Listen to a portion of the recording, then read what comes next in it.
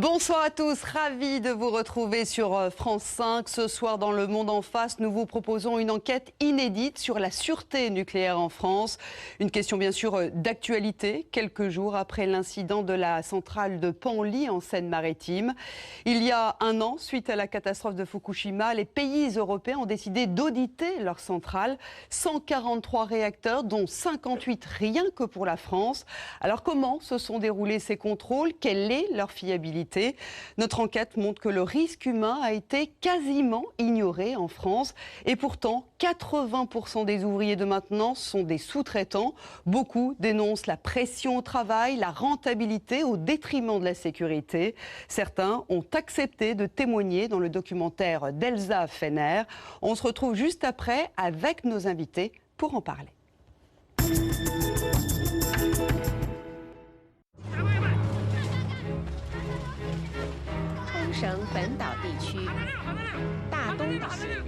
Comment oublier ces images de panique et de destruction? Samedi 11 mars 2011, un très violent séisme ravage le Japon. Une vague géante frappe le nord-est de l'archipel.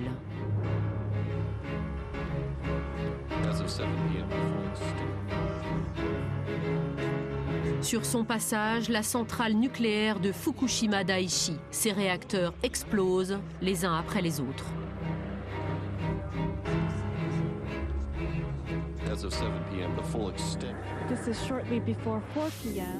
En France, pour la première fois, on réalise qu'un accident grave est possible.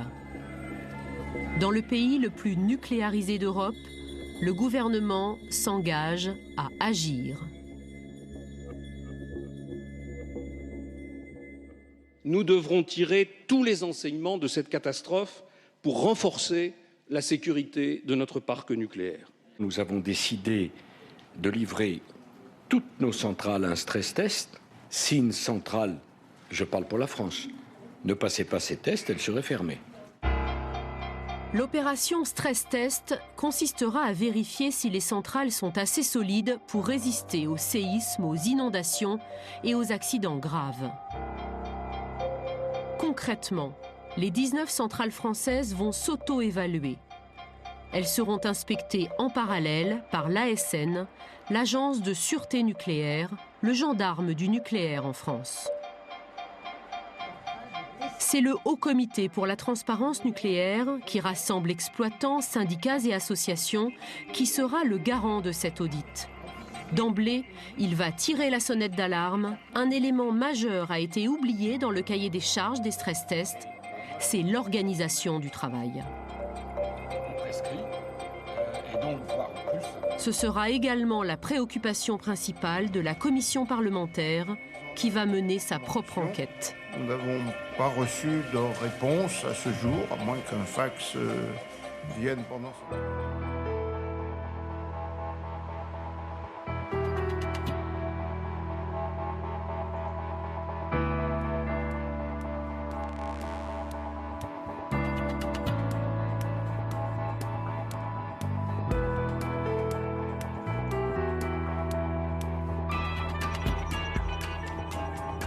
L'homme, c'est le véritable enjeu de la sûreté nucléaire. Mais ses conditions de travail ne cessent de se dégrader avec un symptôme majeur. 80% des ouvriers de maintenance viennent aujourd'hui de la sous-traitance. Michel Lallier a consacré sa vie à l'atome. Pendant 30 ans, il a été chimiste ici, à la centrale de Chinon. Au départ, on est comme tout le monde, ça fait peur.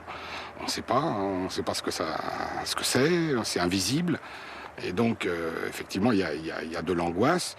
Mais après, travailler sur des installations qui sont tellement symboliques au niveau de la sûreté, au niveau de la sécurité, qui sont modernes, parce que à l'époque, c'était très moderne. Donc, oui, effectivement, c'est une très très forte excitation. Michel Lallier n'a jamais quitté Chinon. Il a été aux premières loges pour observer les progrès technologiques, mais aussi les transformations du travail dans le nucléaire. Au début des années 90, il a vu la sous-traitance exploser. On a vu débarquer sur le site nucléaire un tas de travailleurs qu'on ne connaissait pas. Pour beaucoup d'entre eux, mal formés.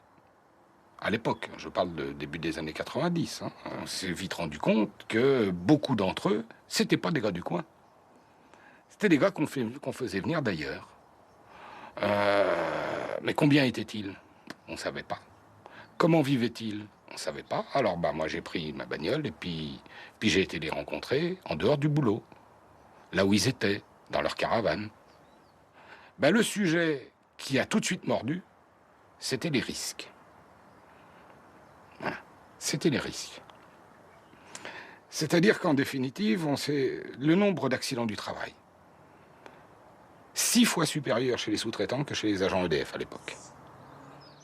À travers son syndicat, Michel Lallier a fait de la défense des sous-traitants le combat de sa vie. Son credo, la sûreté passe par les hommes. Les conditions d'intervention, c'est-à-dire les conditions de travail de l'ensemble des salariés EDF et sous-traitants, s'est dégradé.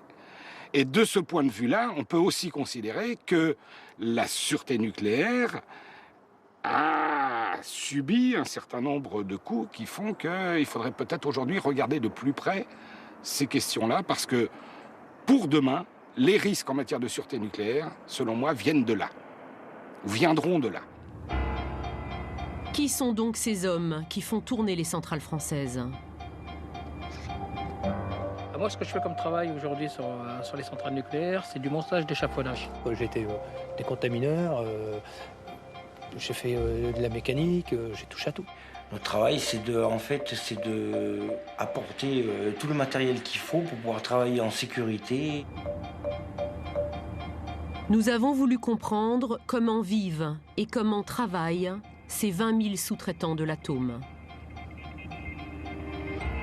Le gros souci, c'est qu'aujourd'hui, ils font venir tout le monde en même temps, donc le même jour. Et on n'a pas commencé à monter l'échafaudage. Il faut que la personne, il monte dessus. Ils ouvrent la cocotte, ils plongent tout le monde là-dedans, ils ferment la cocotte, on l'ouvrira dans 20 jours. Il faut que ce soit fini.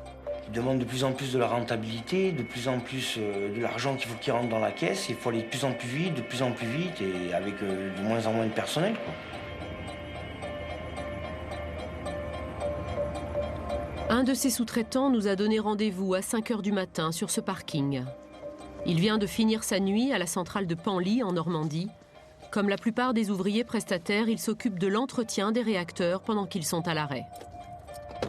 Stéphane Moulinas est ce qu'on appelle un nomade du nucléaire. Il travaille en 3-8 et sillonne la France depuis 6 ans, de centrale en centrale, pour les périodes de maintenance.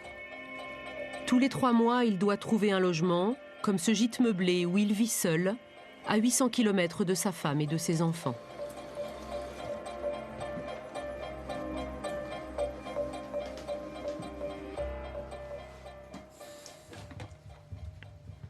Et puis après, ça va être le bon dodo. Hop.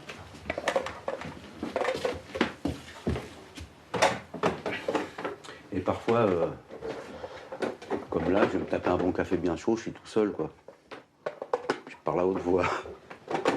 Alors je sais pas si c'est moi qui déraille ou si c'est cette vie-là qui me fait ça. Mais la solitude, ça commence à peser, quoi. Qu'est-ce qui est plus dur pour vous dans cette vie-là?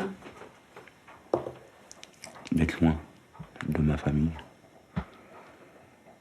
Et puis, ouais, de pas pouvoir être là pour élever les enfants, pas pouvoir être là pour épauler mon épouse.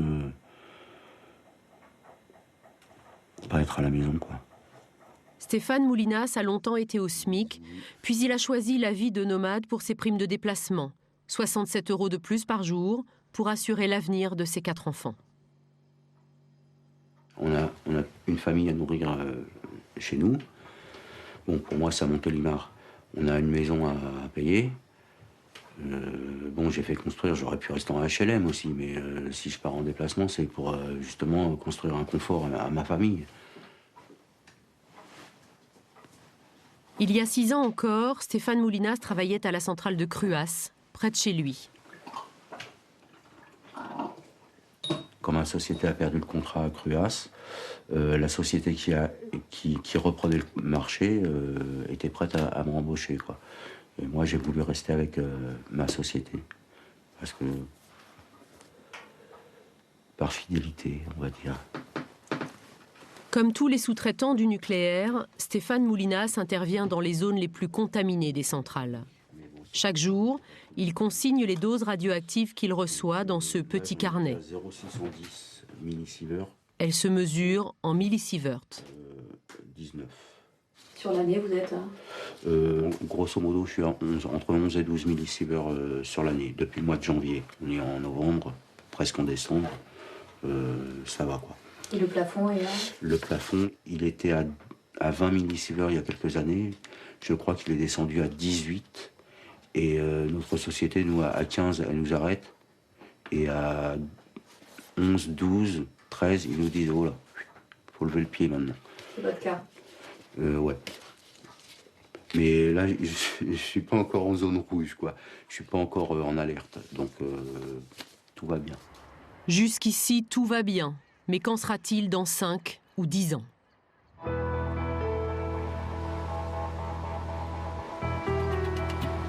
La santé des sous-traitants dans le monde de l'atome demeure un tabou. Aucun chiffre officiel, pas d'études scientifiques. Les hommes sont invisibles. Pourtant, leur vie peut basculer en un instant. C'est ce qui est arrivé à Dominique Sanson. En 2007, il intervenait à la centrale de Paluel lorsque l'accident a eu lieu. En découpant un tuyau, le soudeur a été contaminé par des particules radioactives. À l'infirmerie, donc, ils m'ont décontaminé. Il aura fallu quand même une bonne heure et demie, quand même, parce qu'on a pris plusieurs douches. Donc, ils ont commencé par la tête, parce que la tête, j'en avais partout sur la tête, le visage. Et, au bout de 2-3 lavages de la tête, donc j'ai pris 2-3 douches aussi, pour me décontaminer. Et ensuite, on est passé à l'anthropo gammamétrie. Donc, c'est pour voir si on a absorbé donc, des particules, quoi. Et suite à ça, bon, donc, l'infirmière m'a dit que j'ai décontaminé interne. En temps normal, comme sur ces photos, la zone de travail doit être protégée. Il faut aussi un aspirateur pour évacuer les poussières dangereuses qui s'échappent du tuyau. Selon Dominique Sanson, rien n'était en place. Il a donc refusé d'effectuer l'opération malgré l'insistance de sa hiérarchie. Au bout de 3 jours, celle-ci a fini par installer l'aspirateur, qui s'appelle aussi déprimogène. Manque de chance, l'appareil a été débranché par erreur. Ça paraît quand même bizarre, mais pour une centrale nucléaire, mais il y a un gros manque de prise. Malheureusement. Et il y a un collègue qui travaillait 2 étages en dessous, là où était branché mon déprimogène, avait un boulot comme nous tous, très urgent à faire, m'a débranché, il s'est branché à ma place, quoi. Le temps que je me dégage, bah forcément, j'avais respiré pas mal de particules, quoi. Donc j'étais contaminé, forcément, interne, à l'intérieur de mon corps. Le soudeur a poursuivi son employeur en justice. Il a perdu. Les termes du jugement sont clairs. En l'absence de lésion, l'événement ne peut être qualifié d'accident du travail. L'impression que j'ai, oui, c'est ça, c'est d'être pris pour un Kleenex, quoi. On n'a plus besoin, on jette, quoi. Les risques de la sous-traitance sont-ils suffisamment pris en compte par les autorités? C'est la question centrale des parlementaires qui poursuivent leur enquête en marge des stress tests. Depuis Fukushima, ils inspectent les centrales et ce qui les inquiète avant tout, ce n'est pas un séisme ni une inondation. Nous avons noté le recours excessif à la sous-traitance. Et la sous-traitance en cascade, ce qui veut dire qu'il y a un sous-traitant, du sous-traitant, du sous-traitant, du sous-traitant. Nous avons recensé jusqu'à une cascade de 7 sous-traitances, ce qui veut dire que l'exécutant se trouve très éloigné de la commande initiale. Pour les parlementaires, la sous-traitance implique des risques non seulement pour la santé des travailleurs, mais également pour la sûreté des centrales.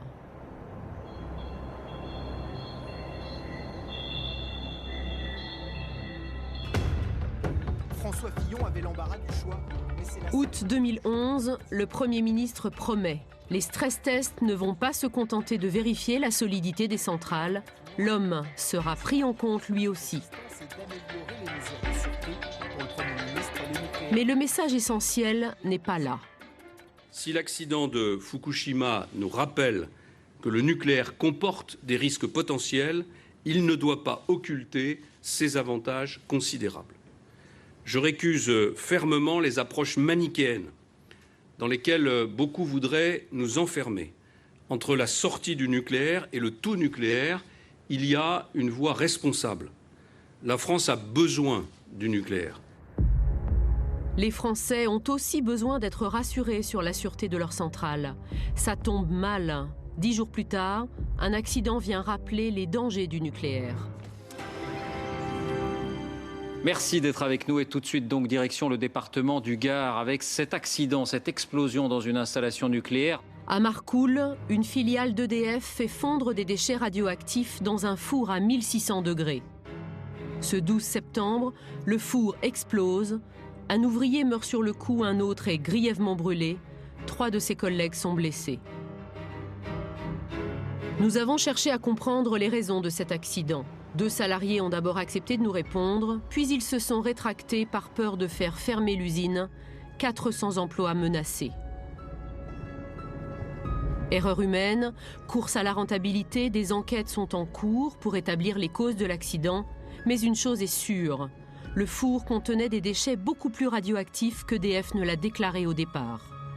Une radioactivité 500 fois plus élevée, voilà ce qu'a découvert l'autorité de sûreté nucléaire, qui demande à l'exploitant des explications sur les raisons de cette sous-évaluation.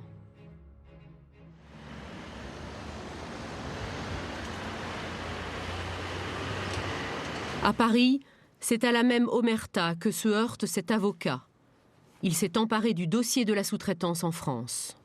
Là, nous sommes dans un secteur qui a la culture du secret, avec un corps d'inspection chargé de veiller sur la santé des travailleurs, qui lui-même est issu de ce milieu-là. Et donc, on est dans un milieu dans lequel il est extrêmement difficile de pénétrer. On s'aperçoit que l'État, véritablement, est jugé parti. Et que, au lieu de favoriser la transparence, la transmission des informations, le contrôle dans les conditions optimales, eh bien, on a le sentiment qu'au contraire, il est en train de tout verrouiller pour que la vérité n'apparaisse pas. L'avocat s'est associé à une chercheuse en santé publique. Ensemble, ils ont déjà défendu les malades de l'amiante et réussi à faire condamner, entre autres, le CEA, EDF et l'État. Leur objectif, gagner aujourd'hui la bataille du nucléaire. Lorsque j'ai commencé à travailler sur ce sujet en 88, voyant l'importance de l'exposition et ce que je pouvais comprendre de la littérature sur le sujet me faisait craindre la survenue de cancers 20 ans plus tard, et maintenant on y est. Il y a une étude épidémiologique qui a été faite sur une quinzaine de pays, qui était dirigée par le Centre international de recherche sur le cancer. Cette étude montre des excès de cancer tout à fait caractéristiques chez les travailleurs du nucléaire sur l'ensemble de la carrière. Leur première victoire, c'est Christian Véronneau. Sous-traitant toute sa vie dans le nucléaire, il souffre d'un cancer bronchopulmonaire. Son cas est sans précédent. Sa pathologie a été reconnue comme maladie professionnelle. J'ai fait une rechute. Oui. Alors, il y a les ganglions cancéreux qui sont revenus. Oui. Bon, on m'a dit de faire une radiothérapie, puis une chimiothérapie en même temps. Oui. Vous avez fait les deux en même temps? J'ai fait les deux en même temps, c'était douloureux. Hein, j'ai souffert. Oui. Est-ce que vous pouvez me raconter ce que vous faisiez dans le nucléaire? Je faisais de la décontamination de piscine. Cette intervention-là, vous la faisiez en combien de temps? On était 2 heures au fond, à peu près. 2 heures au fond? Ouais, je descends de 2 heures et prendre 3 millisieverts. 3 millisieverts en 2 heures? C'est énorme, 3 millisieverts en 2 heures. Vous étiez au courant que ça pouvait impliquer des risques pour votre santé? Pas du tout, non. On n'en avait pas parlé, on n'en avait jamais parlé. Hein. Si c'était à refaire, cette vie professionnelle? J'essaie de prendre la dose possible. Ouais, c'était à refaire. Est-ce que c'est possible, ça? Non. Les employeurs, ils connaissent le risque. Ah oui, sûr. Et en fait, vous n'êtes pas protégé. L'affaire va maintenant être jugée par le tribunal de Melun. Christian Véronneau entend faire condamner ses employeurs. Alors que les stress tests se poursuivent, EDF organise un exercice de crise à la centrale de Cruas dans la Drôme. La presse est conviée. Tous les enfants de l'école primaire de Cruas regroupés dans une salle, une dizaine de journalistes autour. L'exercice de crise nucléaire est en cours. EDF présente sa nouvelle force d'intervention rapide. C'est l'une de ses réponses à Fukushima. Un incident est simulé, des réacteurs en surchauffe comme au Japon. Le rôle de l'équipe de secours, rétablir l'alimentation en eau. En fin de journée, opération réussie, la centrale est sauvée. Le lendemain, c'est l'autorité de sûreté nucléaire qui, dans le cadre des stress tests, débarque à Cruas. Et pour la première fois, nous sommes autorisés à suivre une visite qui commence à l'aube. Michel Lallier est là, chargé de veiller à ce que les sous-traitants ne soient pas oubliés. Justement, ils se sont invités. Ils veulent profiter de l'inspection pour se faire entendre. On a appris hier qu'il y avait aujourd'hui une visite de l'ASN du Haut Comité à la Transparence. Ils viennent regarder justement dans le cadre de Fukushima, le post-Fukushima, les aspects réglementaires du site, notamment dans le cadre des séismes, dans le cadre des inondations. Donc je viens de prendre contact là avec la direction d'EDF qui nous a donné l'assurance de notre revendication. Donc on sera reçu ce matin par les inspecteurs de l'ASN.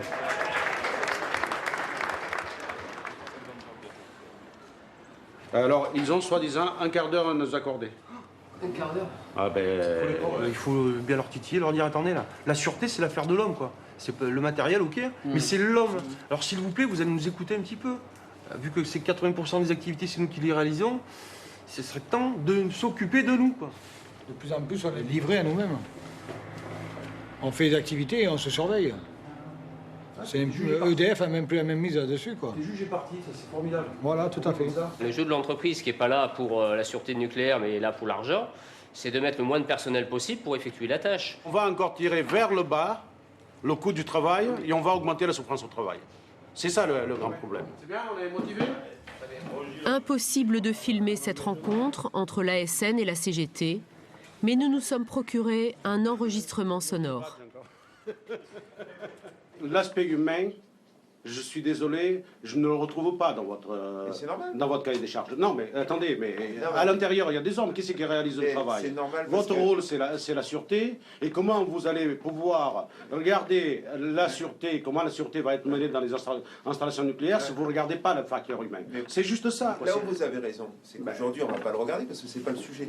Moi, ce que je viens vérifier aujourd'hui, c'est si la centrale, elle respecte ses obligations aujourd'hui en termes de séisme, d'inondation, de conduite accidentelle, etc. Nous avons rendez-vous quelques heures plus tard avec les gendarmes du nucléaire. Et là encore, ce qui les préoccupe, ce sont les risques d'inondation. Actuellement, il y a un exercice en cours. Donc là, on ne le voit pas puisqu'ils sont dans une autre partie de l'installation.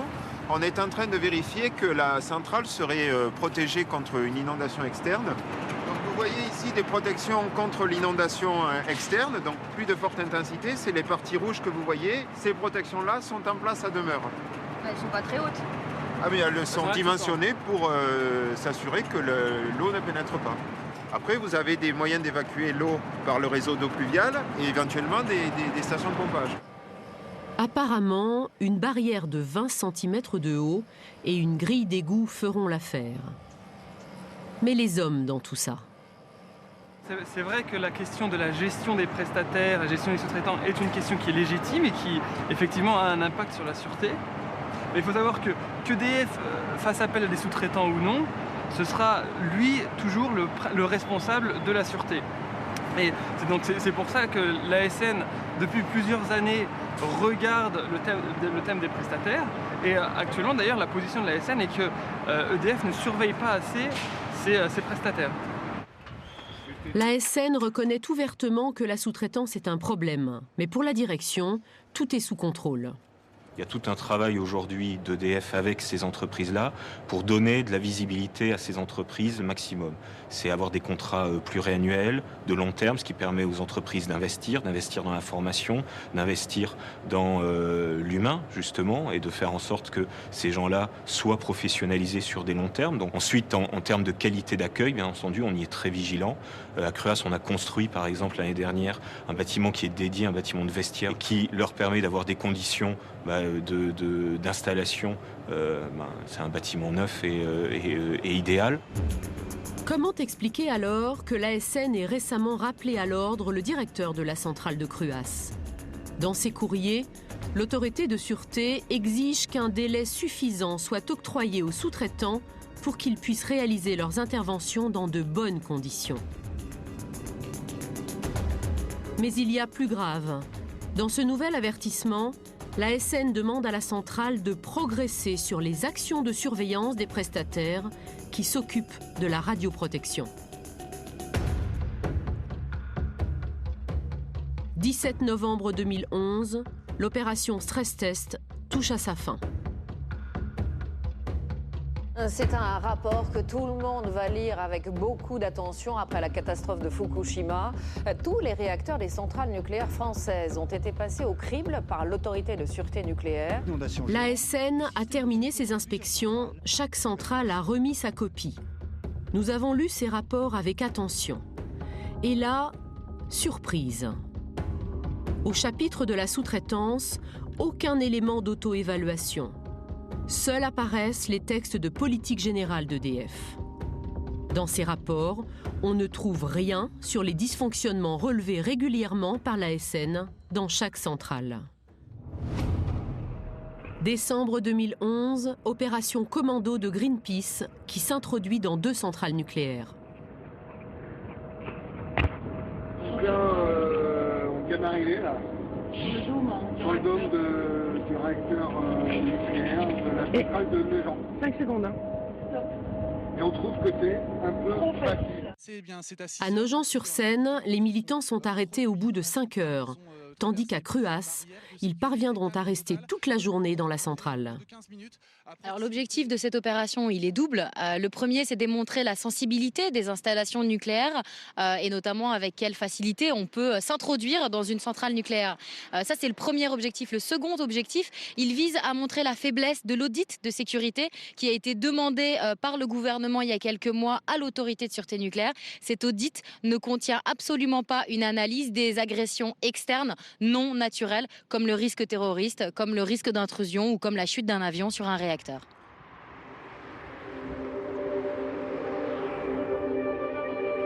En cette fin d'année 2011, de plus en plus de voix s'élèvent pour dénoncer les failles du système.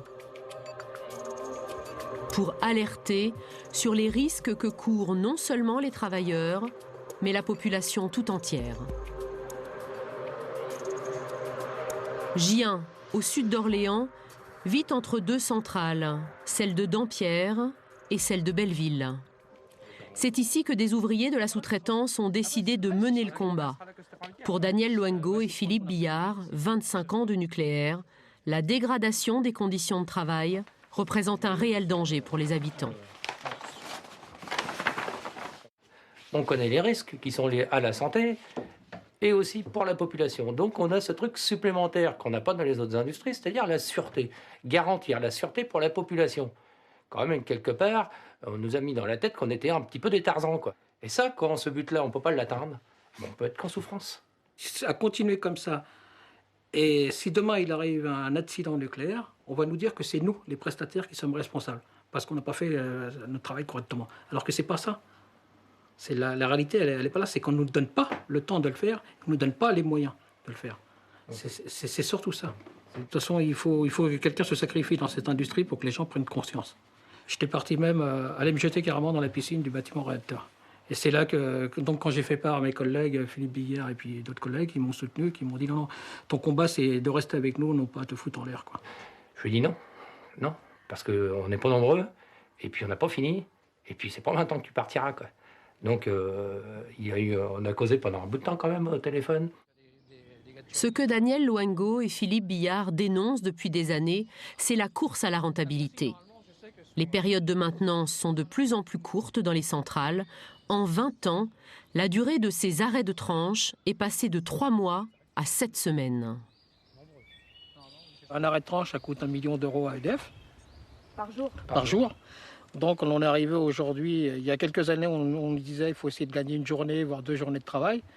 Ensuite, il y a 5-6 ans, on nous disait maintenant il faut essayer de gagner 1 heure, par 2 heures, 3 heures. Et maintenant on nous dit qu'il faut essayer de gagner des secondes. Donc un arrêt de tranche, pour un salarié, ça va être la course contre la montre. En plein bout, on doit être 600 personnes là-dedans, dans un bâtiment réacteur. Donc, en sachant qu'il y a des échafaudeurs, des robinettiers, des calorifugeurs, il y a des jumpers, il y a tout le monde. Et on se pique les prises de courant les uns contre les autres. Parce qu'on manque de prises de courant, on manque de tout. Donc, mais il faut faire, mais coûte que coûte, il faut qu'à la fin de la journée, le travail il soit fait. Donc, on en arrive après à des situations d'engueulade entre nous, et voire, il y en a même qui se battent. Est-ce que vous pouvez m'expliquer concrètement ce que vous êtes amené à faire du coup dans ce temps très réduit qui peut être dangereux? C'est sur les procédures EDF. Les procédures EDF, c'est des tas de papiers. Il doit y avoir une dizaine de feuilles à remplir à chaque fois, où on se doit de cocher chaque intervention. Et le souci, c'est qu'aujourd'hui, on coche des interventions alors qu'on ne les fait pas, quoi. Philippe Billard et Daniel Loengo se sont alliés à une association écologiste pour alerter les habitants de la région.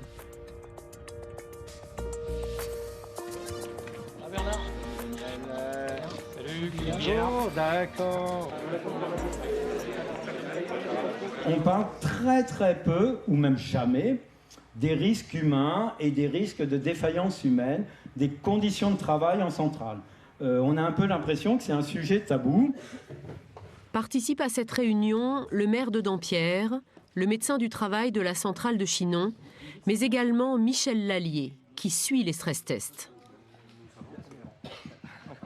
Le nucléaire, quand on parle des hommes, on dit d'abord, on dit 2 choses. 1, il faut des compétences. Oui, bien sûr qu'il faut des compétences, mais ça ne suffit pas. Il faut aussi que les hommes soient placés dans les conditions qui leur permettent d'exercer ces compétences. C'est grâce aux hommes qu'on atteint le résultat. C'est grâce aux hommes qu'il y a de l'électricité qui est produite, et c'est grâce aux hommes qu'il n'y a pas d'accident.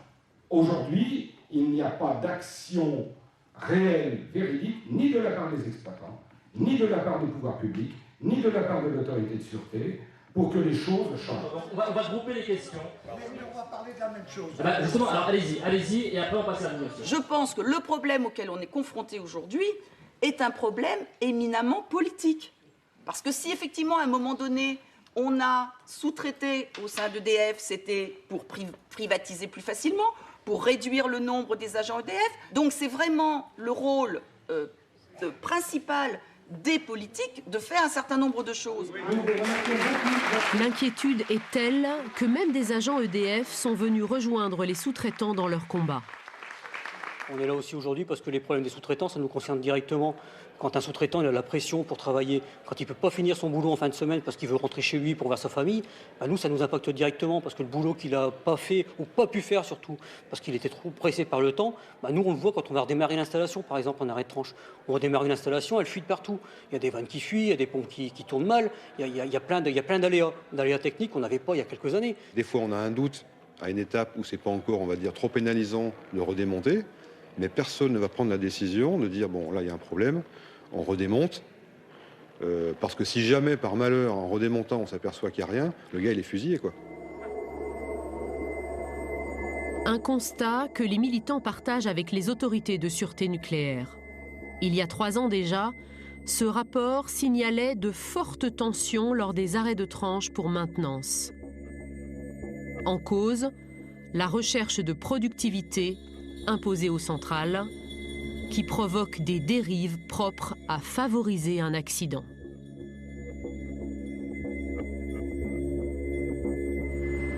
Quel est le prix de la sûreté de nos centrales?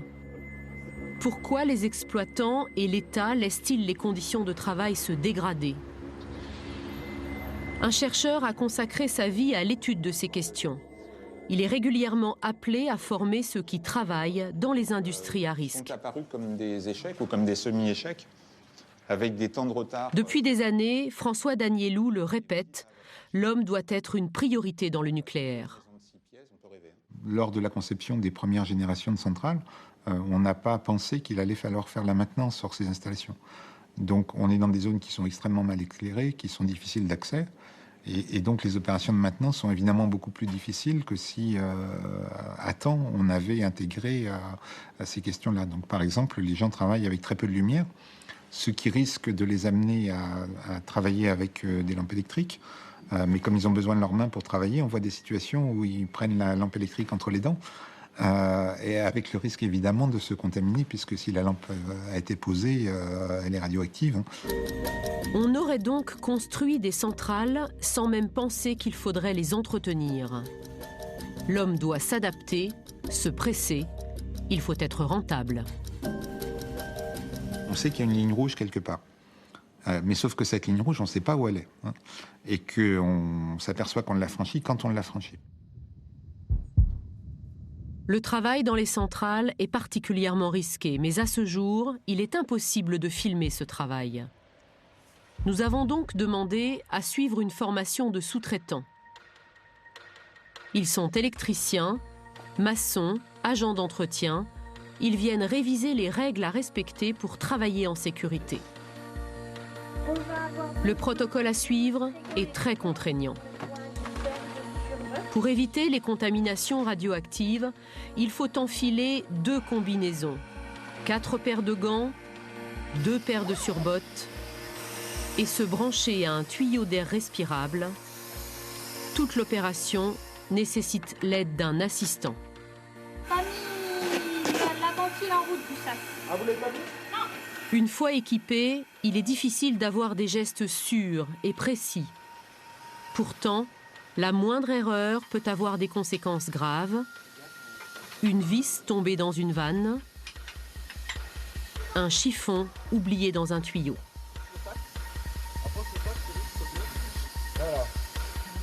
Tu enlèves tes surbottes. Dans ces conditions optimales pour la sécurité, il faut près d'1 heure pour s'habiller et 30 minutes pour se déshabiller. Mais dans la réalité, les sous-traitants racontent qu'on leur demande d'aller toujours plus vite. Comme tous ses collègues sous-traitants, Philippe Nivolini connaît bien ces mesures indispensables à la sécurité. La radioprotection est son métier. EDF met énormément de protocoles par activité pour pouvoir travailler en sécurité et en sûreté. Et sur ces protocoles-là, je trouve que des fois, il y a un petit peu de... On peut dire ça, d'étapes qui sont brûlées. Tellement on est pris dans l'activité, on ne peut pas. On va chercher du matériel, on revient. On est obligé d'aller vite, quoi. Toujours vite, vite, vite. C'est sans arrêt sous pression, il faut toujours aller vite. Ça peut certainement un jour emmener un accident, ça c'est sûr. Décembre 2011, les parlementaires arrivent au terme de leur enquête. Ils avaient formulé 3 demandes au gouvernement en matière de sous-traitance. Pas une seule n'a abouti. La matière est abondante. Le gouvernement devait transmettre une étude sur les possibilités juridiques et les dispositifs permettant de réduire ou d'éliminer le recours aux cascades de sous-traitance. On n'a rien. Le gouvernement devrait, d'ici la fin 2011, prendre des dispositions pour chaque site et un correspondant référent de la médecine du travail chargé du suivi radiologique. Pas de réponse. Le gouvernement devrait conférer une compétence d'audit à l'autorité de sûreté nucléaire pour l'habilitation des entreprises et des personnes. Pas de réponse. Hein, voilà. Personne au gouvernement nous a dit que c'était inintéressant, mais sans doute que l'année 2011 a été trop chargée pour le gouvernement. À l'usine de La Hague, un cap a été franchi en matière de sous-traitance. Dans cette région qui vit du nucléaire, Areva a voulu externaliser une activité directement liée au traitement des déchets radioactifs. Après l'entretien et la maintenance, c'est aujourd'hui un service crucial que l'exploitant entend sous-traiter. Dans la population, ce projet a suscité un tollé. Nous avons rencontré le maire de Beaumont-Hague, qui tient à nous montrer tout ce que son village doit au nucléaire. Alors là, nous sommes sur le stade de Beaumoag. C'est vrai que c'est une commune de 1500 habitants, mais nos équipements par la vie associative est ouverte à l'ensemble du canton, c'est-à-dire plus de 10 000 habitants. Vous voyez comment c'est chouette. Et vous voyez le tennis là-bas. Là-bas. Avec son clubhouse qui est en jaune là. Voilà, on se trouve dans la piscine Océalis, qui est gérée par l'intercommunalité. Et il y a un bassin de 25 mètres qui est en longueur là-bas. Des toboggans. C'est un fait, le nucléaire a enrichi de nombreuses communes. Pourtant, même les maires de la région ne sont pas prêts à tout accepter. On est pratiquement à la limite de cette sous-traitance dans tous les domaines. La sûreté et la sécurité des installations passent par un personnel qui appartient à l'entreprise, qui est fier de son entreprise et de la garder et de la défendre. La commission locale d'information a 50% d'élus. 50% ont été unanimes à dire effectivement, il faut arrêter, avec l'accident du Japon, il y a des limites à tout. Quel est donc ce service qu'Areva a voulu sous-traiter? C'est l'unité qui gère toutes les énergies du site de La Hague. Autrement dit, tous les tuyaux sur 300 hectares. Ceux qui acheminent l'air respirable dans les tenues ventilées des hommes, mais aussi ceux qui apportent l'eau pour refroidir le combustible, cette eau qui a manqué à Fukushima. Face au projet, les salariés ont multiplié manifestations et blocages d'usines. Les syndicats ont saisi la justice, qui, surprise, a donné raison aux salariés et annulé, en juillet 2011, l'externalisation du service. Motif invoqué, la formation des sous-traitants est insuffisante. Comment expliquer qu'Areva supprime brutalement un service qui fonctionne depuis 40 ans?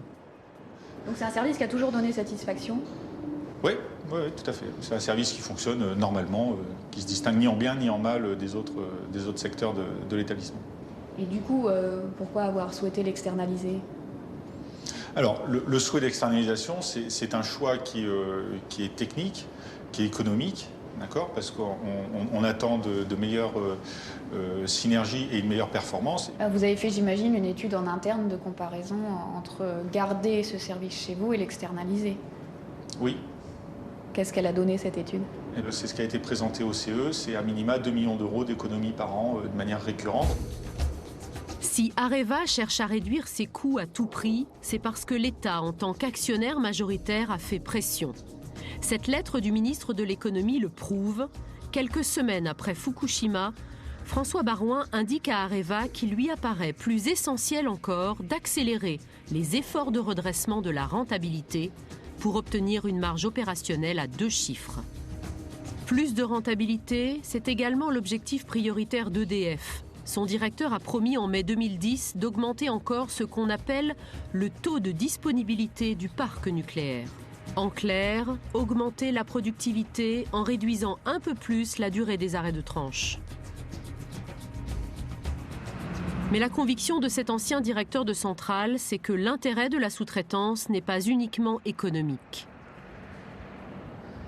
Je crois que quelque part, dans l'esprit des politiques, je dirais, et des gens qui sont plus politiques, la sous-traitance, à quelque part, c'est une sorte d'externalisation du risque social. C'est plus facile quand même de faire marcher droit des prestataires que quelquefois les agents EDF qui sont un peu plus rebelles ou qui sont un peu plus revendicatifs. À La Hague, Areva a fait appel de la décision de justice. Elle persiste dans sa volonté d'externaliser son service énergie. À Cherbourg, les salariés, quant à eux, se préparent au nouvel affrontement. Philippe Launay est délégué du personnel. Il nous a donné rendez-vous chez son avocat, plus que jamais décidé à démontrer que cette sous-traitance est un facteur de risque supplémentaire. Il faudra peut-être réinsister sur le fait que ça représente, par exemple, l'alimentation électrique d'une ville de 100 000 habitants. Et, par exemple, la gestion de 30 000 vannes à connaître quasiment une par une pour savoir si, en cas de problème sur telle ou telle installation, où intervenir et très rapidement. Sur l'établissement, il y a déjà eu des secteurs qui ont été externalisés ou sous-traités et malheureusement, on voit dans quelles conditions. C'est toujours au moins 10 ans, l'appel d'offres est fait par Areva, est revu régulièrement, toujours à la baisse. Et comment voulez-vous qu'une entreprise avec des salariés, un nombre de salariés qui diminue, fasse la même prestation à qualité égale qu'avec 2, 3 ou 4 salariés en plus dans ses effectifs? Je vois difficilement comment Areva peut prétendre aujourd'hui qu'elle ne sait pas faire de l'énergie, alors que sur un secteur aussi sensible, aussi dangereux, avec les précédents que l'on connaît, notamment le Japon, et il y en a eu d'autres, comment prétendre que pendant des dizaines d'années, ils auraient finalement exercé et contrôlé un secteur d'activité qui n'était pas leur cœur de métier? Janvier 2012, c'est l'heure des bilans. L'autorité de sûreté nucléaire rend son rapport sur l'opération stress test. Le message est clair. Nous sommes globalement satisfaits des rapports que les exploitants ont remis. L'ASN considère que les installations examinées présentent un niveau de sûreté suffisant pour qu'elles ne demandent l'arrêt immédiat d'aucune d'elles. Dans le même temps, l'ASN considère que la poursuite de l'exploitation de ces installations, de ces 79, nécessite d'augmenter dans les meilleurs délais, au-delà des marges de sûreté dont elles disposent déjà, leur robustesse face à des situations extrêmes. Comment expliquer la position ambivalente de l'ASN ? Comme annoncé après Fukushima, elle s'est bien penchée sur la solidité des centrales. Face aux risques naturels, l'autorité de sûreté demande maintenant aux exploitants de créer un centre de crise bunkérisé et une force d'intervention rapide. Mais qu'en est-il de la sous-traitance qui avait été ajoutée in extremis au programme des stress tests? Sur ce point, l'ASN n'exige aucune mesure concrète. C'est maintenant au tour du Haut Comité pour la transparence de rendre son avis. Il est le garant du sérieux des stress tests. Que tout est parfaitement réglé. Pour lui aussi, les résultats sont satisfaisants, mais pas pour Michel Lallier, qui s'est battu pendant des mois pour que la sous-traitance soit au cœur de l'audit. Il faut interdire la sous-traitance pour certaines activités essentielles à la sûreté ou les activités qui concernent la radioprotection, etc. Or, là, on ne voit pas dans ce rapport au moins de pistes qui iraient vers cela. Donc, en définitive, l'État, aujourd'hui, s'inquiète plus de la compétitivité du nucléaire qu'il ne s'inquiète de mettre en œuvre des prescriptions réglementaires garantissant la sûreté nucléaire. À quoi ressembleront demain nos centrales ? Le nucléaire du futur sera-t-il sûr ? Nous prenons la direction de Flamanville dans le Cotentin. C'est là que l'EPR sort de terre, le fleuron de l'industrie nucléaire française. Ce chantier devait être exemplaire, pourtant ici, l'année 2011 a été dramatique. En 6 mois, 2 sous-traitants ont trouvé la mort.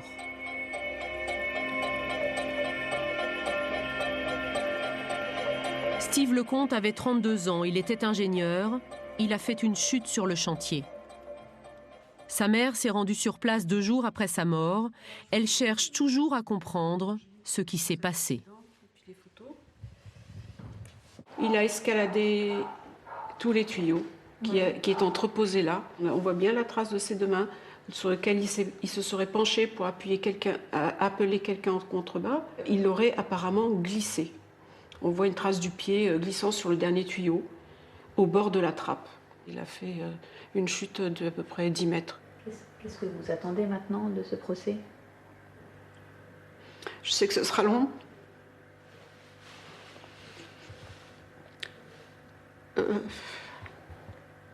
Qu'est-ce qu'on peut attendre?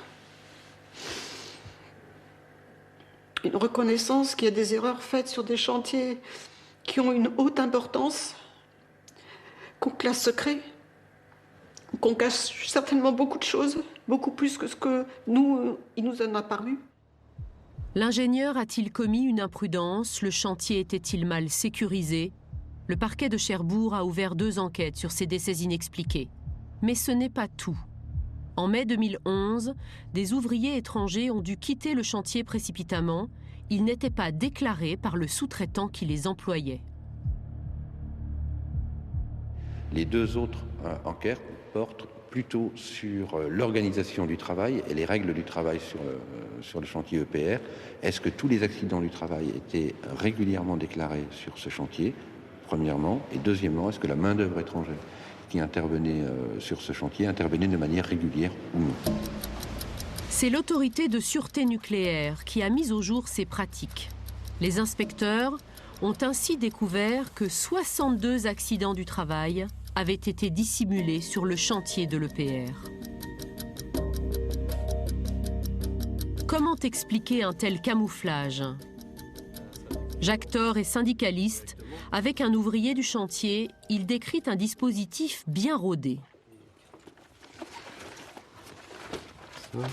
Il y avait un système qui faisait que l'infirmière devait alerter le chef de l'ouvrier, en disant « Allô, t'as un accident, qu'est-ce que je fais ?» etc.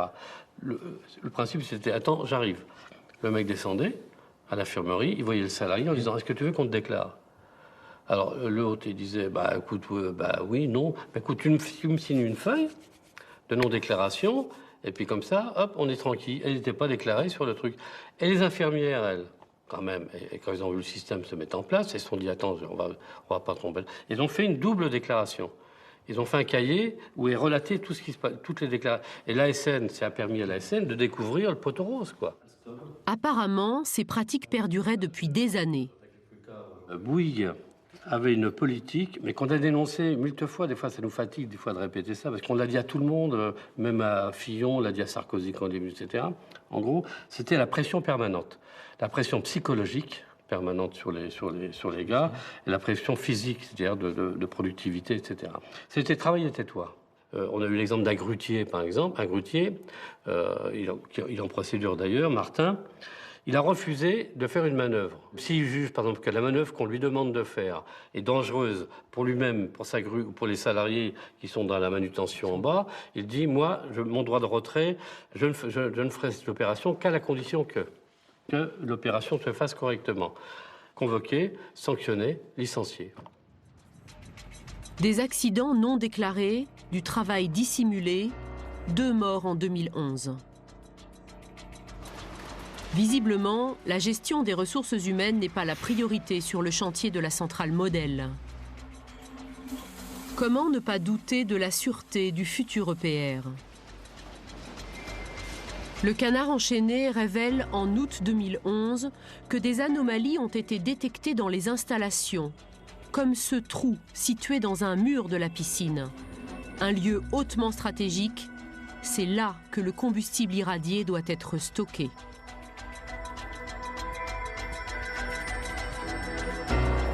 Un an après Fukushima, il est légitime de s'interroger sur la sûreté des centrales françaises. Si globalement les structures peuvent résister, le recours massif à la sous-traitance et l'exigence d'une productivité toujours croissante restent le point noir de la sécurité nucléaire. Aux côtés des 20 000 sous-traitants, des élus, des citoyens, des experts sont aujourd'hui convaincus que les risques sont bien réels.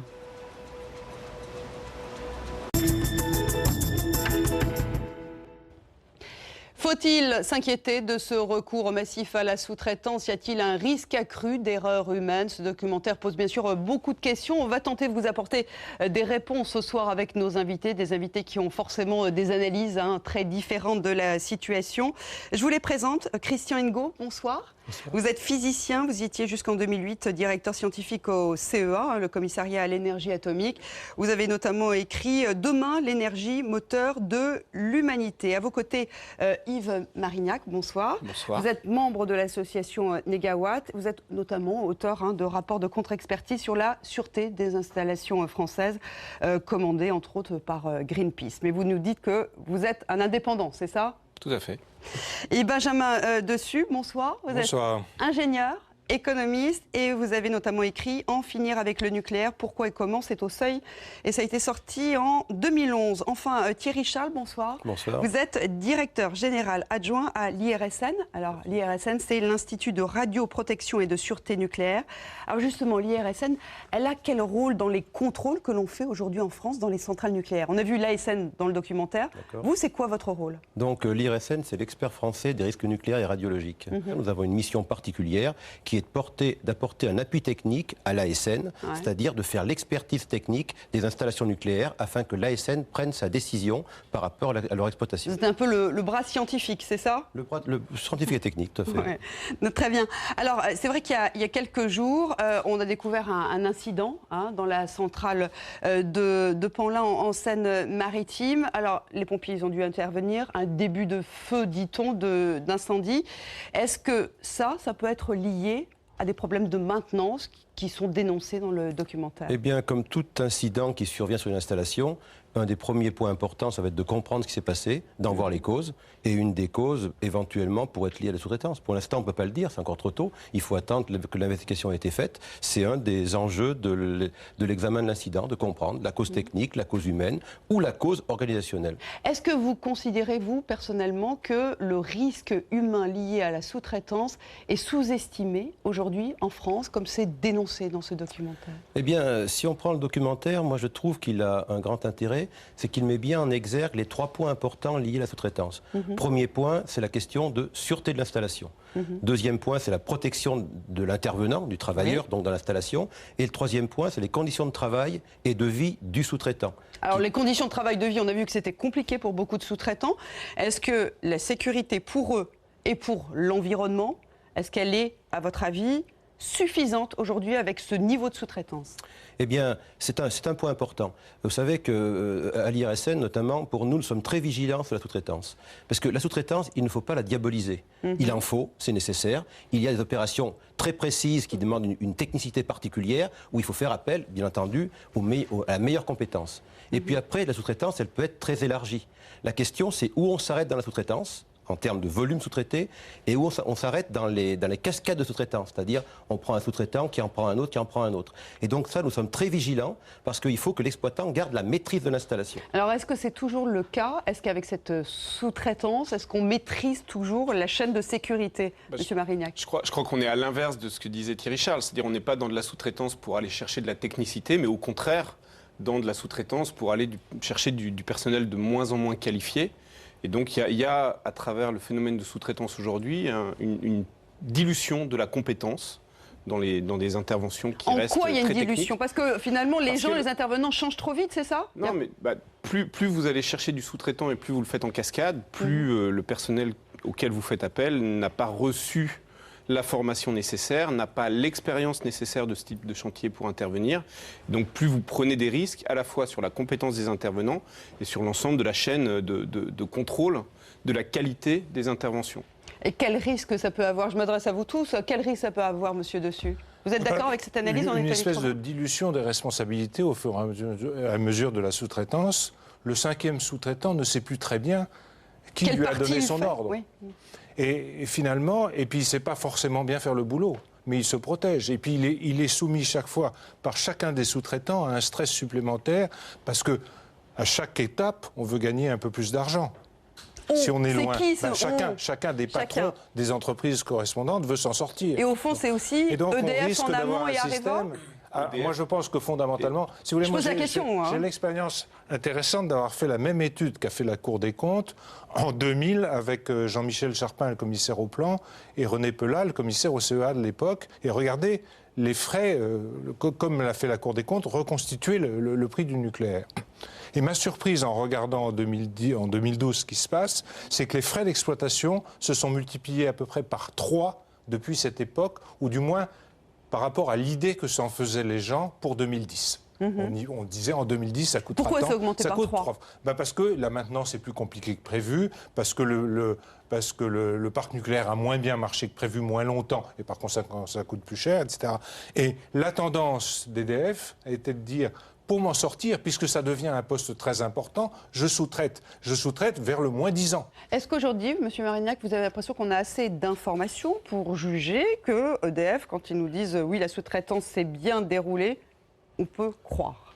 Je crois qu'il y a aujourd'hui une vraie question sur la chaîne d'information, la chaîne de contrôle et la chaîne de responsabilité. Alors, ça vaut pour la sous-traitance, ça vaut pour tout ce qui concerne l'état des installations, ce qu'on appelle la conformité. Le changement de pièces usées, etc. Et puis ça vaut même pour des problèmes peut-être plus anciens. Je vais prendre un exemple qui est un peu technique, je vais essayer de le faire court. On s'est rendu compte en février, dans la centrale de Cattenom, en Moselle. On s'est rendu compte, c'est qui? Alors, EDF a informé l'autorité de sûreté nucléaire en fin janvier, donc après toute la phase d'évaluation complémentaire de sûreté, de stress test, etc., que manquait sur 2 des 4 réacteurs de la centrale un dispositif tout bête qui s'appelle un casse-siphon, qui est installé sur la piscine d'entreposage du combustible et qui sert simplement, si il y a une brèche sur le circuit à un point plus bas que le fond de la piscine, à empêcher qu'elle se vide par simplement siphonnage. Donc c'est un point très important pour la sûreté, on le sait encore plus depuis Fukushima. Ce dispositif manquait sur 2 réacteurs. Mais manquait depuis le début, depuis les années 80 25 ans. Ouais. 25 ans et 22 ans respectivement. Aujourd'hui se pose la question, pourquoi on n'a ni à la conception, ni à la fabrication, ni à toutes les vérifications décennales, etc., identifié ce problème? Et puis, au-delà du pourquoi, qui, EDF, l'ASN, l'État, son appui, qui est responsable du fait qu'on n'ait jamais trouvé ce problème et qu'il y ait eu une vraie défaillance Comment dans le ça se fait qu'on n'ait jamais trouvé, qu'on se soit rendu compte 25 ans plus tard? Ça montre que l'exploitant n'a pas fait des contrôles suffisants de l'ensemble des éléments qui doivent être respectés pour garantir la sûreté. Comment ça marche la sûreté? Vous avez en fait, il faut revenir un peu aux principes généraux. Principe général, vous avez d'abord un exploitant qui doit être responsable, compétent et avoir des moyens techniques, humains et financiers pour maîtriser la sûreté. Après, il faut un système de contrôle. Système de contrôle, c'est l'ensemble notamment ASN, IRSN. Système de contrôle, il doit être indépendant de l'exploitant par définition. Il doit être puissant pour pouvoir faire le contrôle. Ce contrôle-là comprend 2 parties. Une expertise de dossier. En gros, démontrez-moi que ce que vous avez fait est suffisant. Donc vous avez un tiers expert qui va regarder ce qui a été fait est convenable. Et puis de l'inspection. C'est-à-dire, une fois aller sur le site. Allez, tout à fait. Ouais. Une fois que ça a été expertisé, que l'autorité a dit, écoutez, je vous autorise moyennant telle disposition, vous avez des inspecteurs qui vont aller voir si réellement ce qui a été annoncé dans les dossiers est bien mis en œuvre. Donc ces inspections se font en partie par sondage, et donc suivant le cas, vous allez voir des choses ou ne pas voir des choses qui n'ont pas été faites. Là, on voit qu'il y a eu un loupé, et c'est pas normal. C'est pas normal, Monsieur Dessus. Ça vous inquiète quand on sait qu'on peut passer à côté de choses qui, en tout cas, nous dit-on, sont essentielles? C'est évidemment très inquiétant, mais c'est finalement très normal. On imagine bien qu'une ASN, une IRSN qui fait des sondages, et quand on fait des sondages, on prend 10 cas par rapport à 1000, et le 11e peut être justement le mauvais cas. Je veux dire. Donc la responsabilité de l'exploitant est tout à fait considérable, parce que l'IRSN ne peut avoir qu'une vision globale du système, et puis de temps en temps tomber sur un problème, mais ne peut pas tout voir. Et on peut se poser la question, depuis 20 ans, s'il n'y a pas une espèce de dérive du fait qu'il faut aller de plus en plus vite, qu'il faut produire de plus en plus, etc., au détriment de ce sérieux de l'exploitant. Alors on a dit tout à l'heure que les frais de maintenance, le coût de la maintenance avait été triplé en 10 ans, non 10 à peu près. Alors est-ce que ça a triplé notamment parce que notre parc est vieillissant? Il est dans quel état notre parc nucléaire? 58 réacteurs, Monsieur Mérignac, et là-dedans, ils sont tous, pas tous de la première jeunesse. Alors non, ils sont, les plus anciens ont dépassé les 30 ans, qui était grosso modo ce qu'on prévoyait avec certitude comme durée de fonctionnement dès le départ. Ça veut dire qu'il y a, il y a d'abord des phénomènes d'usure à surveiller parce qu'ils sont très importants sur des éléments qu'on ne remplace pas et qui sont vitaux pour la sûreté, la cuve, l'enceinte du réacteur. Mais ça, c'est très surveillé. Bon, il y a d'ailleurs sur les plus anciens déjà des marges de sûreté qui se dégradent, mais on l'analyse, par exemple, qui a été prolongé, dans la durée de vie a été prolongée. Alors, Fessenheim est la plus ancienne centrale, donc fait partie de ces réacteurs où on surveille de très près la cuve ou l'enceinte, mais il y a aussi tout le problème du vieillissement diffus, des câbles, des canalisations. Un peu comme dans une maison dans sa plomberie, c'est ça, c'est à force... De l'huile peut couler quelque part et provoquer un jour un incendie, les canalisations rouillent et peuvent se rompre à un moment mal choisi, les câbles, etc. Tout s'use. Une grande partie n'est pas réellement contrôlable parce que pas accessible, etc. Et donc la pratique, c'est de faire une estimation de ce taux d'usure et d'en tenir compte dans les marges de sûreté. Mais il y a une vraie incertitude qui augmente avec le temps. Et malheureusement, ce vieillissement n'a pas du tout été intégré dans les évaluations complémentaires de sûreté. Il est traité séparément par l'IRSN et par l'ASN. Est-ce qu'il est sous-évalué, ce risque de vieillissement? Non, il faut voir une chose, c'est que la démarche en France, c'est ce que c'est. C'est tous les 10 ans de faire ce qu'on appelle un réexamen de sûreté. Donc là, ce qui importe, c'est de pouvoir déceler à temps les phénomènes de vieillissement pour que les commandes industrielles soient faites pour remplacer les différents équipements remplaçables. Et pour les équipements qui ne sont pas remplaçables, d'avoir une très bonne compréhension par un suivi de comportement, par de la modélisation, pour anticiper la durée de vie et comprendre leur comportement dans le temps et pouvoir dire si on peut aller plus loin dans la durée de vie d'installation. Ça vous inquiète, le vieillissement? Oui, ça m'inquiète parce qu'il y a un vieillissement diffus. Si vous voulez, c'est comme le corps humain. Vous avez beau faire un check-up tous les ans très sérieux et vous soigner de plus en plus fréquemment, quand vous avez 70 ans, vous êtes généralement un peu moins en forme qu'à 20 ans. Bon. Il y a ce problème-là, général d'un vieillissement. Au lieu que ce soit les artères, c'est les câbles du truc. On ne va pas changer tous les câbles, on ne sait pas changer tous les câbles d'une centrale. Il y a une série de choses comme ça qui sont inquiétantes parce qu'on en a une appréciation, certes, mais c'est quand même globalement... Manifestement, les choses ne s'arrangent pas. Alors, à quel point elles ne s'arrangent pas, c'est très difficile de le dire. Est-ce que c'est à 35 ans, à 40 ans ou à 45 ans? Mais en prolongeant la durée de vie des centrales nucléaires, on prend manifestement un risque supplémentaire. Juste, j'aimerais, pour ne pas être trop technique, on nous dit que l'EPR, c'est quelque part la solution pour une plus grande sécurité du parc nucléaire. Est-ce que vous êtes d'accord avec ça, M. Marignac? Alors, sur l'EPR, non, moi j'ai des grands doutes sur la sûreté de l'EPR. Il y a d'abord, un niveau très, très général, très philosophique presque, sur... l'évolution de la doctrine de sûreté nucléaire, le fait qu'on ajoute des protections, des systèmes de secours, des barrières, donc on renforce la sûreté vue du point de vue technique, mais dans le même temps, on concentre plus de radioactivité dans ce réacteur, qui sera plus puissant que tous les réacteurs jamais mis en service, avec un combustible plus performant, donc plus chaud, plus réactif, et donc à l'intérieur de ces systèmes de sûreté plus redondants, on concentre plus de potentiel de danger. Donc c'est d'un côté le réacteur le plus sûr du monde, mais de l'autre également le plus dangereux, quelque part, potentiel. Du monde. Moi, j'aimerais qu'on continue notre débat, pas un débat de spécialistes, mais un débat qui concerne les Français. Quel est l'avenir pour le parc nucléaire français? C'est une question, bien sûr, très, très politique. Non, on ne va pas être politique ce soir. On va essayer de donner des clés aux téléspectateurs pour comprendre. Alors, faut-il sortir du nucléaire et à quel coût? On va aller en Allemagne, ce pays. En tout cas, Angela Merkel, elle a fait le choix d'arrêter progressivement la production nucléaire et de fermer ses derniers réacteurs en 2022. On va rejoindre Anne Maillet. Elle est journaliste, elle est en Allemagne. Bonsoir Anne. Bonsoir. Alors, comment se passe actuellement la fermeture progressive des premiers réacteurs en Allemagne? Est-ce que la promesse d'Angela Merkel est tenue, le timing est tenu? Écoutez, c'est bien simple. Avant Fukushima, il y avait 17 réacteurs nucléaires en Allemagne. Après Fukushima, 8 d'entre eux, les plus vieux, ont été éteints. Ils n'ont plus jamais repris du service. Donc aujourd'hui, en Allemagne, il y a encore 9 réacteurs nucléaires en activité.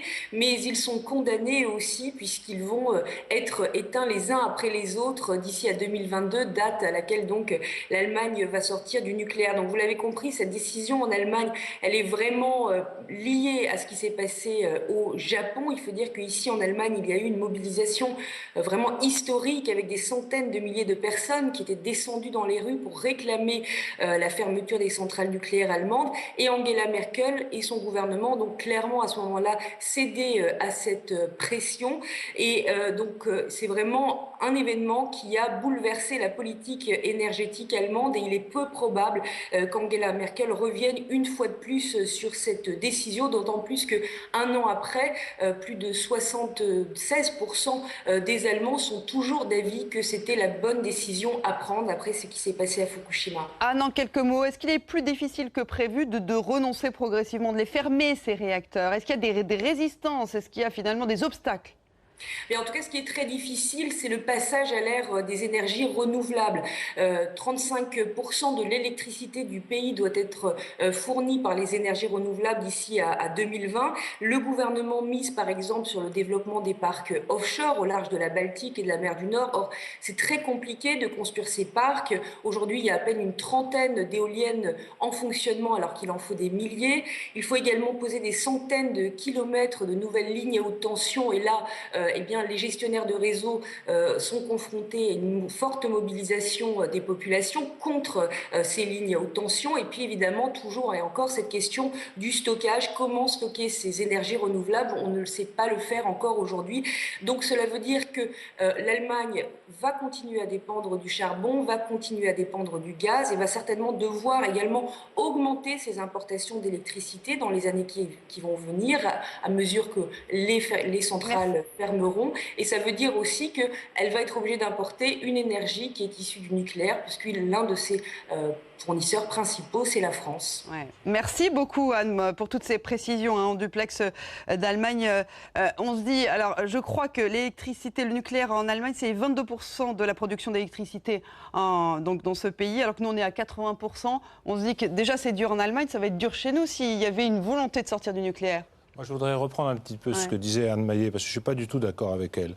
La décision de sortir du nucléaire, la première décision des Allemands de sortir du nucléaire, elle date de 2000. Et ils ont commencé à faire des politiques de sortir du nucléaire en 2000. Après ça, il y a eu des atermoiements. Mais il y a eu une amorce, vous dites il y a 12 ans. Mais il y avait une amorce très sérieuse. Donc, deux politiques se sont déclenchées. Une politique d'économie d'électricité forte en Allemagne et une politique de renouvelables. Ces deux politiques ont été efficaces. Dans l'habitat, par exemple, un Allemand consommait la même chose que nous en 1999. 10 ans plus tard, nous consommons 27% de plus. Donc ils ont fait une politique volontariste d'économie d'électricité avec une politique industrielle pour faire des bons outils, des bons frigidaires, etc. Et ça a relativement marché. Ils ont fait une politique de renouvelables qui a relativement marché puisqu'ils sont aujourd'hui à 20% d'énergie renouvelable. Enfin, on dit qu'ils vont faire appel au charbon, qu'ils vont faire appel au nucléaire, etc. On l'a dit pour cette année. Quand on regarde le bilan de cette année, c'est pas vrai. Ils n'ont pas importé d'électricité nucléaire particulièrement et ils ont un petit peu moins exporté d'électricité, évidemment. En même temps, eux, ils ont 17 réacteurs, on en a Non, mais je suis bien d'accord, mais je veux dire, il faut partir des faits tels qu'ils sont. Mais 17 réacteurs en Allemagne, 58 en France, ils ont amorcé, vous avez dit la transition il y a en 2000, d'accord? Nous, on ne l'a pas vraiment amorcé, alors est-ce que c'est... Quand on pose la question, peut-on sortir du nucléaire? Est-ce qu'on peut sortir du nucléaire dans la situation dans laquelle on a avec notre historique? C'est un problème de moyens. C'est-à-dire que si on a de l'argent, on peut le faire. Alors, il faut bien voir que l'Allemagne, c'est un peu différent de la France, dans la mesure où eux, ils ont du charbon. Nous, notre charbon, il est épuisé. En tout cas, il est économiquement pas compétitif. Il faut aussi voir que le prix du kilowattheure que paye un particulier en France, c'est 13 centimes d'euros. Un Allemand, c'est 25 centimes d'euros. Donc c'est déjà presque 2 fois plus cher. Donc vous dites que nous, pour sortir du nucléaire, il faudrait déjà qu'on accepte de payer plus cher notre kilowattheure? Il faudrait qu'on accepte de payer plus cher le kilowattheure. Donc je veux dire, est-ce que les Français sont prêts à doubler, par exemple, leur facture d'électricité? Bon, ça c'est un problème. Je vois M. Marien qui boue. Non, je ne crois pas. Je crois qu'il faut arrêter avec ce mythe de l'électricité pas chère en France. On a un prix de l'électricité qui est politiquement complètement déconnecté de la réalité économique du secteur. Vous voulez dire qu'il est subventionné, qu'on ne prend pas tout en compte quand on calcule le prix? Il est économiquement déconnecté de la réalité économique du secteur, en particulier sur un point, c'est qu'il ne permet aucun investissement pour préparer la suite. Et donc ce qui est devant nous, quel que soit le choix, qu'on s'engage comme l'Allemagne dans une transition énergétique ou qu'on continue avec le même système, n'est pas inclus dans le coût. C'est des investissements très lourds dans la production, des investissements très lourds dans le réseau électrique et des investissements, si on veut être sérieux, dans les économies d'électricité. Et donc, tout ça va représenter, alors, pas forcément des coûts, des investissements, c'est-à-dire des dépenses à faire, mais avec des bénéfices. Avec des bénéfices, vous n'êtes pas d'accord, M. Ngo, on sous-estime finalement le coût de cette transition. Le prix de l'électricité va dans tous les cas augmenter en France. La question, c'est est-ce qu'on l'augmente pour continuer avec les mêmes détriments qu'aujourd'hui et les mêmes problèmes énergétiques, ou est-ce qu'on l'augmente pour investir dans des choses qui, à terme, seront beaucoup plus bénéfiques en termes de compétitivité? Le prix des énergies renouvelables baisse et ne va faire que baisser, alors que le prix des énergies fossiles et du nucléaire ne va faire qu'augmenter. Et les économies d'énergie sur le long terme, c'est bon dans tous les cas. Je voudrais juste donner un chiffre à ce niveau-là. La France, aujourd'hui, est quasiment à 70 milliards d'euros par an de factures énergétiques, c'est-à-dire pour importer notre pétrole et notre gaz. Donc une transition énergétique qui permettrait de réduire en conservant le même confort, etc., nos consommations d'énergie, c'est des dizaines de milliards d'économies. Et il y a là de quoi investir, évidemment, dans la rénovation du système. En fait, toute la question, c'est soit on investit en préservant, en essayant de faire continuer notre parc nucléaire, soit on investit pour changer de mode. Ça coûtera beaucoup plus cher. Bon, comme le dit Yves Marignac, d'ailleurs, c'est le déficit de la France actuelle, c'est qu'on importe trop d'énergie, du pétrole et du gaz naturel. Si jamais on fermait du jour au lendemain nos centrales nucléaires, comme de toute manière, les énergies renouvelables actuellement sont quand même beaucoup trop chères. Enfin, moi, je crois au solaire. Je pense que le solaire, c'est l'énergie de l'avenir, mais on n'a pas les technologies. Les technologies actuellement. Pourtant, c'est la plus chère actuellement. Oui, non, mais je veux dire, oui, mais on y arrivera. Les chercheurs y arriveront. Ce sera peut-être dans 20 ans, dans 30 ans. Actuellement, c'est des effets d'aubaine. C'est des gens qui se remplissent les poches parce qu'il y a des subventions. Mais je veux dire, c'est pas compétitif économiquement. Et si on voulait, donc on serait obligé de passer au gaz naturel, par exemple, ou au charbon. Et ça nous coûterait encore l'équivalent de ce qu'on importe actuellement. Et ça veut dire c'est l'équivalent du budget de l'éducation nationale. Donc ça, c'est aussi un choix de société. Soit on dit on continue à avoir de l'énergie pas trop chère en France, et puis on a par exemple la sécurité sociale, ou alors on va diminuer la sécurité sociale, et puis on va mettre ça dans l'énergie. C'est vraiment un choix de société. Là, ça. monsieur Dessus, sur le choix de société, j'imagine qu'il est d'accord que c'est un choix de société. C'est un choix de société, mais ça me fait un peu bouillir. Parce que tout à l'heure, on a parlé coût du kilowattheure, et on a dit aussi sec facture pour l'usager. Or, la facture, c'est le prix du kilowattheure par le nombre de kilowattheures que vous utilisez. Si on lance un programme sérieux d'économie d'électricité, ce qu'on n'a jamais fait en France, on peut économiser ce qu'on veut en France en énergie, mais culturellement, c'est impossible d'économiser l'électricité. Mais qu'est-ce qu'on pourrait faire? Parce qu'on a tous... Donnez-moi 2-3 exemples concrets. Les réfrigérateurs. Oui. Vous prenez un réfrigérateur de la classe A++, il coûte un peu plus cher, il coûte une centaine d'euros de plus, mais il économise 100 kWh par an. Ça vous coûte beaucoup moins cher que l'électricité que vous allez... votre temps de retour est considérablement... Mais les gens n'ont pas forcément 100 euros à sortir maintenant. Mais ça, c'est une question d'ingénierie financière. On peut leur donner une prime. Quand même de l'argent. C'est vraiment pas très compliqué à faire. C'est une question politique, encore une fois. C'est une question politique. Même chose, quand on est passé aux lampes économes, qui sont maintenant une directive européenne, on a divisé brutalement par 4 la consommation mais elles sont plus des lampes. chères. Elles sont plus chères, mais on se rembourse très très vite avec l'économie d'électricité qu'on fait. Par conséquent, les lampes, je peux vous dire, j'en ai installé plusieurs et ça ne dure même pas quelques mois. On sait bien que ces lampes économes tiennent 40 heures, alors que les lampes non économes... On fera un jour une enquête sur la qualité des lampes économes. Vous n'êtes pas d'accord, monsieur Ngodo, que déjà ça pourrait commencer par tout simplement essayer d'avoir une politique pour réduire la consommation? Il faut réduire. Moi, je sais que chez moi, par exemple, j'ai installé une pompe à chaleur. Une pompe à chaleur, enfin, quand vous avez un radiateur électrique, quand vous consommez 1 kWh, vous avez au maximum 1 kWh de chaleur. Quand vous avez une pompe à chaleur, vous consommez 1 kWh d'électricité et vous générez 3 ou 4 kWh de chaleur. Mais pour faire fonctionner cette pompe à chaleur, je suis bien obligé d'utiliser de l'électricité. Et c'est vrai que si en France... Beaucoup moins. Beaucoup moins. Alors le problème, c'est l'investissement. C'est-à-dire qu'une pompe à chaleur, ça vaut entre 15 000 et 20 000 euros. Alors la question, c'est est-ce que les gens ont les moyens d'investir 15 000 ou 20 000 euros? Thierry Charles, vous n'avez pas entendu sur ce sujet-là. Évidemment, vous êtes un technicien là pour contrôler le nucléaire, mais quand vous entendez ça, vous dites, est-ce qu'il y a du bon sens à aller prendre? Est-ce qu'il y a peut-être plein de petites idées à mettre ensemble et que le nucléaire n'est plus forcément la panacée? Il y a au moins un point d'accord de tout le monde, c'est les économies d'énergie. Il est clair qu'un des meilleurs moyens pour réduire la consommation, c'est d'essayer de trouver des solutions simples pour ne pas consommer. Donc de ce point de vue-là, on ne peut qu'être d'accord. Après, les choix énergétiques, c'est par définition des choix politiques.